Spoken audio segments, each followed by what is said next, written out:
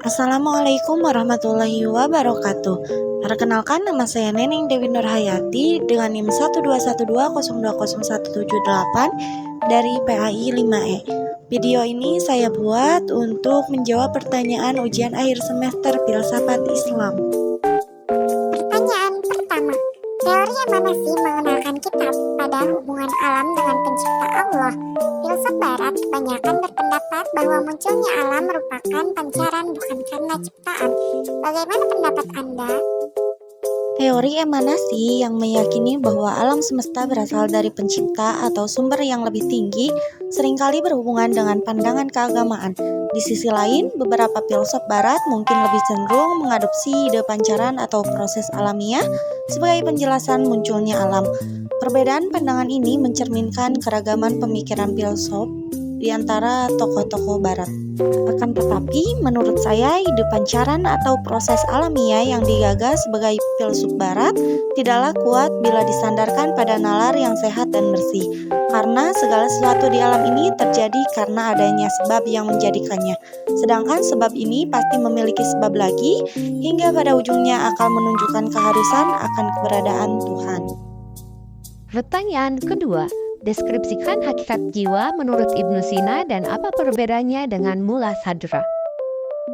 Ibnu Sina dan Mullah Sadra, keduanya merupakan tokoh penting dalam sejarah pemikiran Islam, memiliki pandangan yang berbeda tentang hakikat jiwa. Ibnu Sina berpendapat bahwa jiwa adalah substansi yang abstrak dan spiritual. Ia meyakini bahwa jiwa merupakan hasil emanasi atau turunan dari akal, dan akal adalah substansi tertinggi jiwa.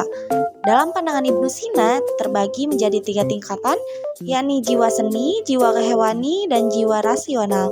Jiwa mencapai kesempurnaan melalui pengetahuan dan pengenalan terhadap Tuhan.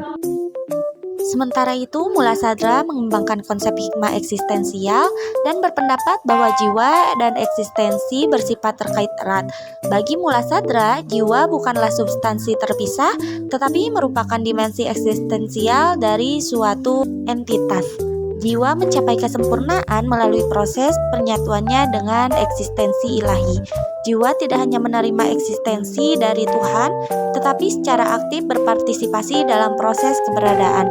Perbedaan utama antara pandangan Ibnu Sina dan Mullah Sadra terletak pada pemahaman hakikat jiwa. Pertanyaan ketiga, menjelaskan filsafat akhlak Ibnu Maskawai dan Ikhwan Nusofa serta implikasinya terhadap pendidikan akhlak. Ibnu Maskawai merupakan seorang filsuf muslim abad ke-10 yang dikenal dengan karyanya Tahdhib al-Akhlaq yang membahas etika dan akhlak. Ia menekankan konsep kesempurnaan moral dan penguatan karakter melalui pendidikan. Ikhwan Nusofa atau saudara-saudara Sofa adalah kelompok sastrawan yang aktif di masa keemasan peradaban Islam. Mereka mendukung nilai-nilai etika, keindahan, dan kebijaksanaan dalam karya sastra mereka. Implikasi terhadap pendidikan akhlak, yang pertama pendidikan karakter. Kedua pemikir ini menekankan pentingnya membentuk karakter yang baik melalui pendidikan. Implikasinya pendidikan akhlak seharusnya tidak harus fokus pada aspek perilaku, tetapi juga membangun karakter yang kokoh. Dua, kesempurnaan moral. Filsafat Ibnu Maskawai menekankan kesempurnaan moral sebagai tujuan hidup. Dalam konteks pendidikan akhlak, hal ini menuntut adanya pendekatan holistik yang mencakup aspek-aspek moral dalam kehidupan sehari-hari. Secara keseluruhan, filsafat akhlak Ibnu Maskawai dan kontribusi sastra dari Ikhwan Nusofa memberi landasan untuk pendidikan akhlak yang berorientasi pada pembentukan karakter, kesempurnaan moral, dan pengaplikasian nilai-nilai etika dalam kehidupan sehari-hari. Pertanyaan keempat, adakah hubungan akhlak, ilmu, dan tauhid menurut Imam Al-Ghazali? Jelaskan. Menurut Imam Al-Ghazali, terdapat hubungan erat antara akhlak, ilmu, dan tauhid. Imam Al-Ghazali melihat ketiga aspek ini sebagai bagian integral dari perjalanan spiritual dan kehidupan seorang muslim. Imam Al-Ghazali melihat bahwa akhlak, ilmu, dan tauhid saling terkait dan saling memperkuat dalam perjalanan spiritual.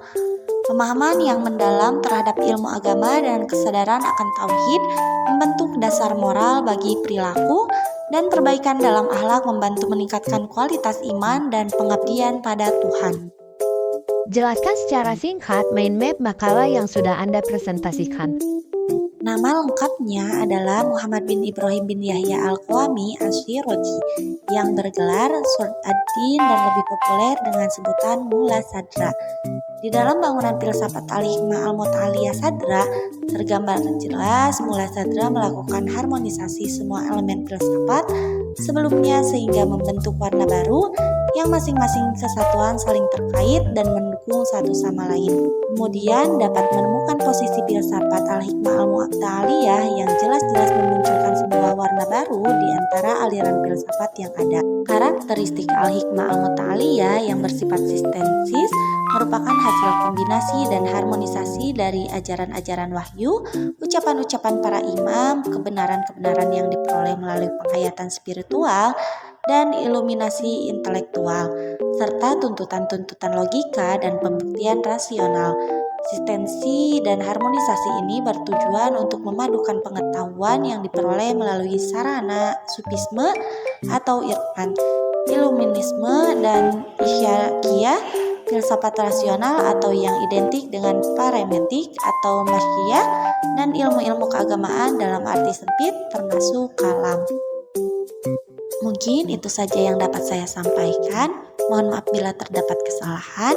Wassalamualaikum warahmatullahi wabarakatuh. Terima kasih teman-teman.